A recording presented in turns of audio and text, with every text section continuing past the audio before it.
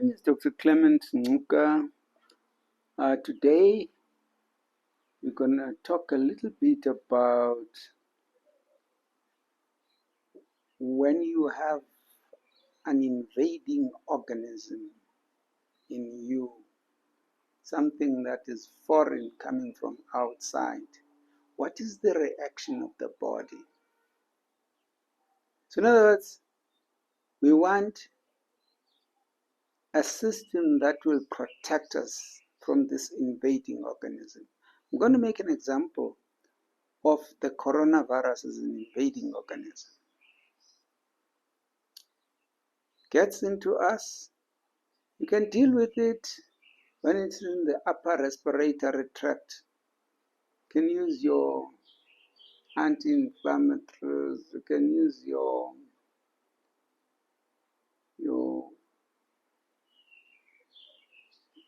medication for flu. You can use medicine just to flush out whatever is in the upper respiratory tract. But when the coronavirus gets to the lower respiratory tract, I'm talking about the lung, now the situation changes altogether. When it is there in the lung, you must always keep in mind that the lung is there for oxygenation of blood. Blood that is coming from the body, and it is sent to the lungs for oxygenation.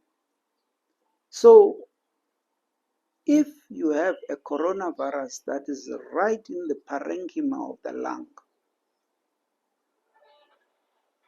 there's going to be a reaction by the body.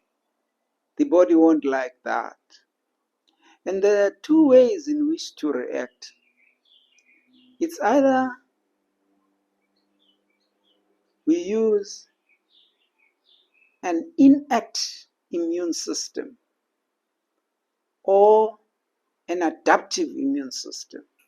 Now, an adaptive immune system, as the word suggests, it adapts. So there has to be a period of time that it is there in the body. Then it starts adapting. So the first attack is going to be done by the innate immune system. And the innate immune system has to be explained just a little bit.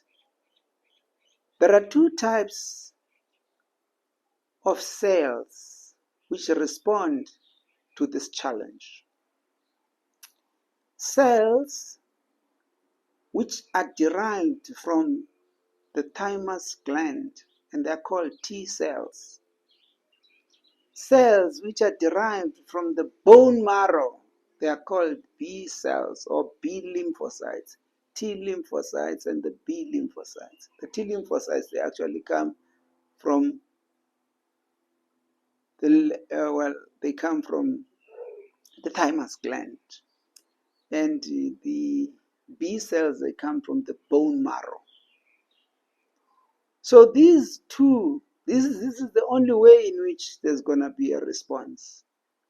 Now, we need to explain a little bit about this response. There's an antigen in there, which in the form of a coronavirus. And that antigen has got to be taken care of by cells which have got antigen presenting cells, or your antigen presenting cells have got to take charge of the situation now by taking this antigen to the lymph nodes for assessment. It has got to be assessed by the T lymphocytes. The T lymphocytes assesses this. But to do that, they've got to have some molecules which help to transport it, or they're called antigen presenting cells. They have a certain way in which they are seen that they are antigen presenting cells. They have on their surfaces what is known as MHC, major histocompatibility complex, called major histocompatibility complex. This major histocompatibility complex marks those cells which are going to take specific antigens. In other words, these are not going to be attacked by any antigen. Only those antigen-presenting cells are going to be able to take this to the lymph nodes for assessment. But they must have this mark. And when you say, where does this MHC come from? The MHC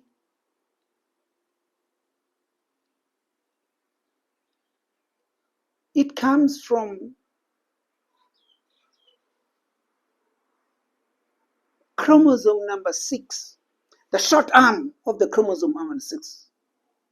That's why you have the genes which are going to be expressed to give the molecules which are MHC, which are going to help in the actual transportation of the antigen to the T cells that is in the lymph nodes. That's good to know. That's good to know. Do I have any examples of cells which are capable of doing that? The macrophages, for the monocytes, for instance, the neutrophils, for instance, are able to do that. They have that. Those are the cells. The histocytes, those are the dendrites. Those are the cells which actually have this, on their surfaces, they've got this MHC marker. And so they'll be able to take specific antigens for assessment.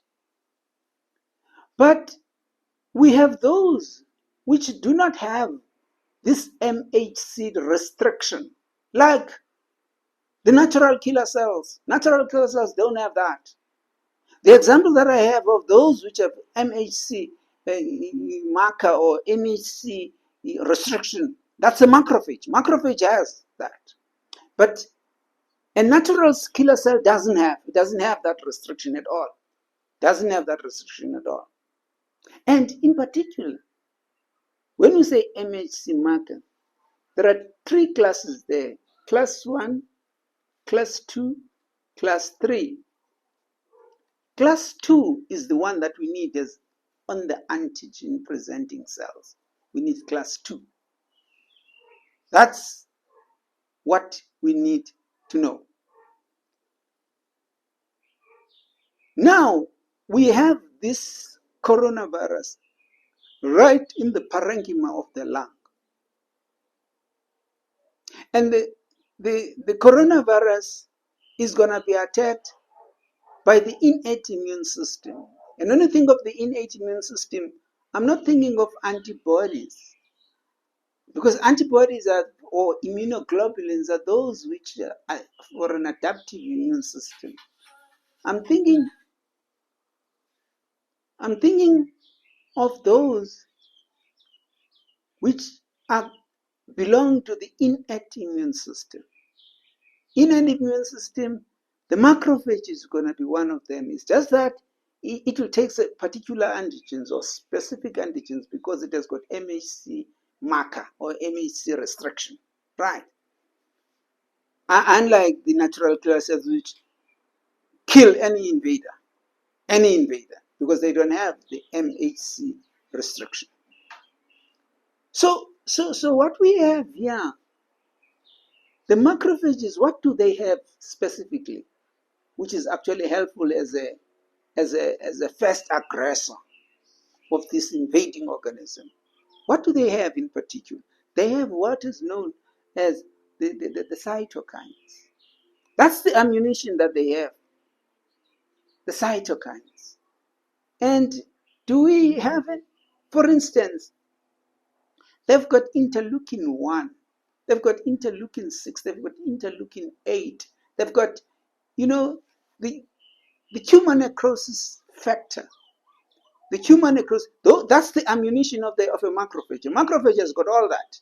And you think of the coronavirus right in the parenchyma of the lung, and you've got a macrophage that is attacking from this side with all those. In other words, with the tumor necrosis factor, with an interleukin 1, interleukin 6, interleukin 8, going there. And there's another one adjacent to that, and there's another one the other side, then there's another one attacking, going straight. What do you think will happen to the lung parenchyma? All right, it will hit whatever is there. The coronavirus is aiming for the coronavirus, actually, that's there. But the biggest problem is that the coronavirus is in what? Is in a lung parenchyma. So the lung parenchyma tissue is going to be damaged. And this damage of the lung parenchyma tissue is going to give rise to another problem now. There's going to be bleeding. And once it's bleeding, the body can't stand that. It can't stand bleeding. So what's going to happen? The liver is going to be activated to produce, clotting factors, proteins which are capable of clotting. And then we'll send those to the area, and to the area where the coronavirus is, to the lung parenchyma, so to say, goes there. So you've got clotting factors now. So there's going to be clotting. But what is the lung for? The lung is for oxygenation of blood that is actually deoxygenated. It's coming from the body. Now it has got to be oxygenated so that it can be sent to the heart and to be pumped to all the parts of the body.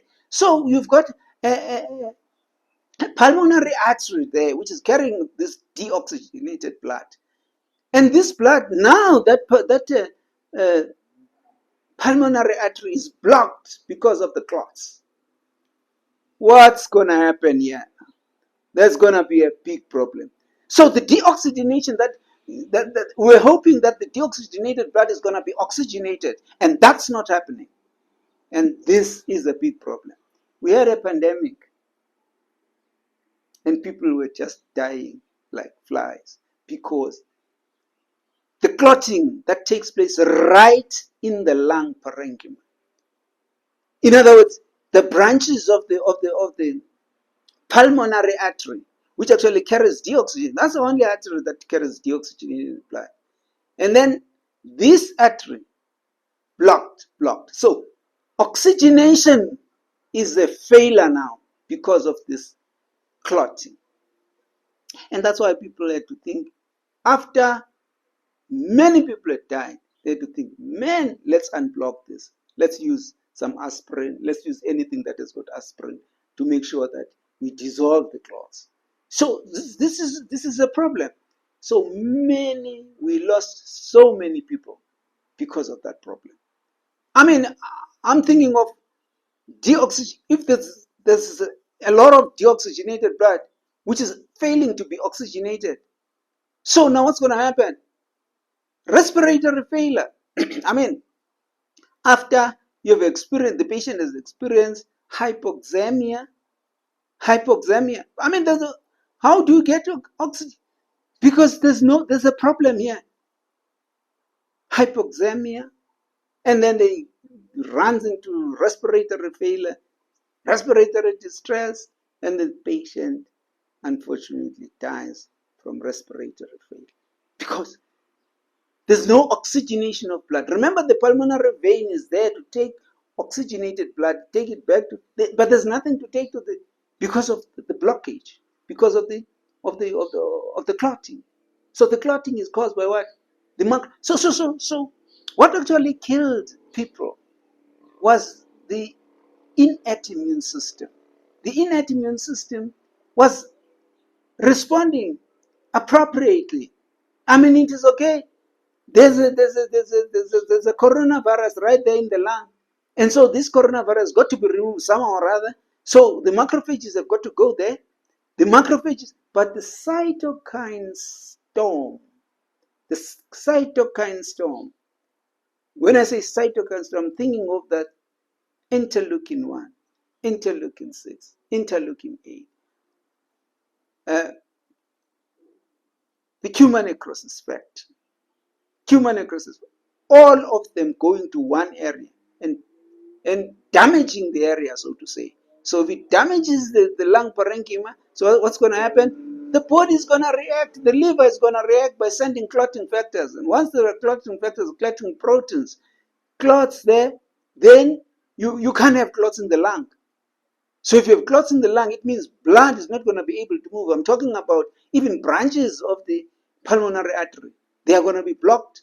So there's no oxygenation of blood, which is an unfortunate set of circumstances. So this is a big problem. There are other cells. That's what actually killed many patients in the corona era. It was because of oxygenation, the failure to oxygenate blood. And there's no way that you've got to unblock the area so that you can be able to oxygenate blood. And you have to give your aspirins and the rest to try and make sure they work well, the prednisones for the inflammation and stuff like that.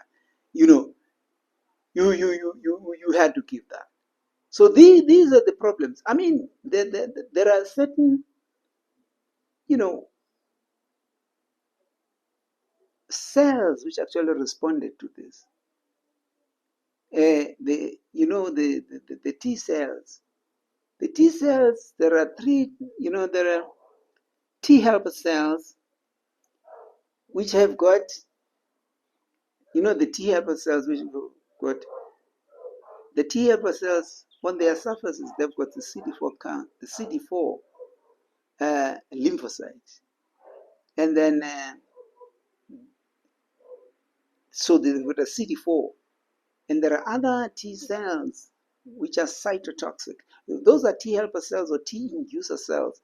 T inducer cells which are very helpful in actually the formation of antibodies. But then there are T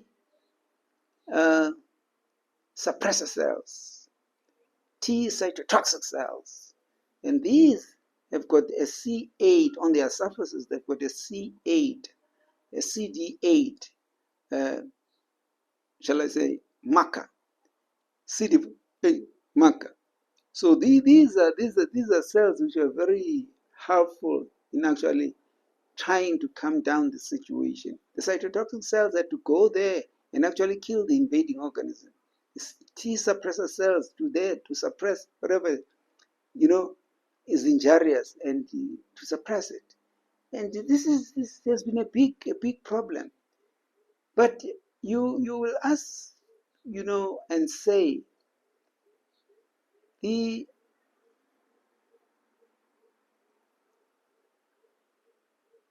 antibodies, do they help at all? Antibodies, yes, they do help. And what is the way in which they help? They actually coat the organism, the invading organism, so that they should neutralize it. And then, that will prevent the access of the organism to the host cell. So look at that. Number one, it's going to do what? It's going to coat the organism, the invading organism. And what is the purpose of coating it? You coat it so that you can neutralize it. And neutralize it so that the access to the host cell is prevented, and that's very good. What else can antibodies do? Antibodies, they fix a complement. A complement is injurious to anything that is attacking the cell or an invader. A complement, they fix a complement. So when they fix a complement, this is to try and get cells with a chemotactic. In other words, to go and lyse the invading organism, to lyse. the invading organism. So it can do that, can do that. They fix a complement. So, and the next thing, they can sort of coat again, and this coating now it's called opsonization. And this coating is to facilitate or to activate the organism, to activate it so that things like a macrophage, for instance, activated to be able to phagocytose and surround this invading organism. So for phagocytosis, you still need an antibody that will activate the macrophage to phagocytose the invading organism.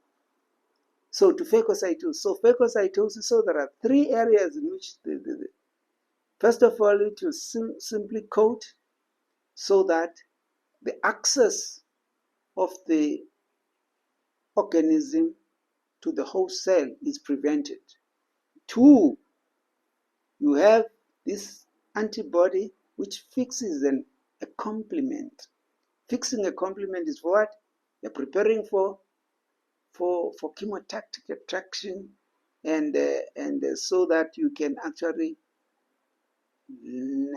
lyse the invading organism. You want to lyse the invading organism. So for the lysis of the invading organism. Then the last one is opsonization. In other words, you coat so that you activate the macrophage to phagocytose the invading organism. Sometimes you can use the antibodies themselves as they are. Like for instance, you start with the gene that is the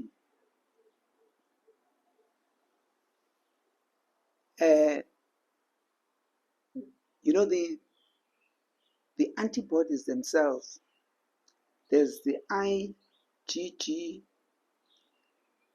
there's the IgA, there's the IgM, and again the IgE. And these have got different functions. You find that the IgG is able to fix a complement and be able to lyse whatever organism is invading. But the IgA, you find it in mucosal cells. In mucosal cells, they are very resistant to the degrading action of the enzymes. And you find the IgM is a good fixer as well. It can fix a complement. And that is the first one. It's a primary, that's the first one to attack. That is the IgM. And then the IgE, that's for your allergic reactions. Like for instance, it goes to the mast cells and the basophils. And the mast cells, what does it want? The granules of the mast cells, so that it can get, the histamine. Histamine comes from these granules of so it's ready to attack. So it can give rise to inflammation and all that. It can even kill the organism because of the histamine that's coming from the mast cells and all the granules of the basophils, and all that. So this is what I would like us to master for today, and say this is these are the attack of an invading organism. If you have to decide, am I going to use the innate immune system? Right. And let's now, I'm just going to wrap up just to say the attack that we discussed today is the attack of the innate immune system, and as being responsible for the massive, the pandemic that we had of the coronavirus. Coronavirus is an RNA virus. These RNA viruses are going to finish us, man. Ebola virus is an RNA virus. HIV is an influenza. Those are RNA viruses, and so we must just be careful. I'd like you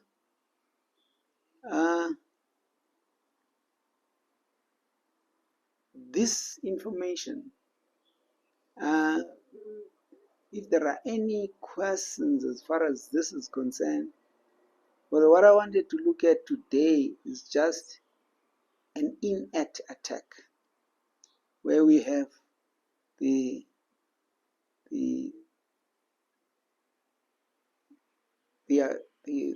approach is that of